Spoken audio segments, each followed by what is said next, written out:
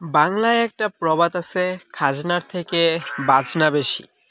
আমার সাথে এই প্রবাদটা প্রায় সবসময় বাস্তবে রূপ নেয়।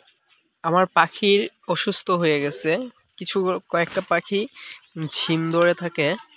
তারপর হচ্ছে পাখির যে পায়খানাগুলো আছে ওইটা একটু তরল টাইপের, যেটাকে আমরা বলতে পারি আমাশয় বা পাতলা পায়খানা বলা চলে। পাখি ঠান্ডা লাগছে, সাথে হচ্ছে কিছুটা আমাশয় টাইপের।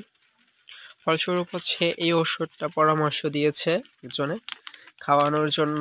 মানে আমরা যাদের কাছ থেকে পরামর্শ নিই, যে ডাক্তারের কাছ থেকে, সেই ডাক্তারে পরামর্শ দিয়েছে এটা খাওয়ানোর জন্য। ইলেকট্রোমিন পাউডার, যেটা আর কি।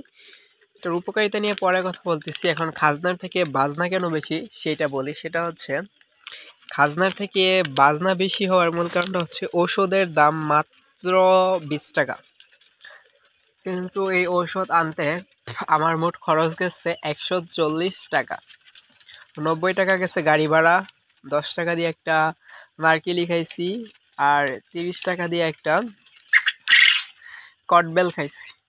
তারপরে ঝাড়নি তো আছেই। মানে আমাদের গ্রাম সাইডে এগুলো পাওয়া যায় না, গ্রাম্য বাজারগুলোতে যাওয়া লাগছে সরাসরি উপজেলায়। আর আমাদের বাড়ি থেকে উপজেলা প্রায় 20 কিলো দূরে, প্রায় 20 কিলো আর কি। তো এই যাওয়া গাড়ি ভাড়াটা অনেক বেশি লেগে গেছে।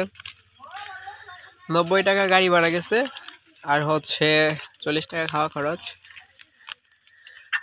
দোয়া কইরেন আল্লাহ যেন বাহিগুলো সুস্থ করে দেয়।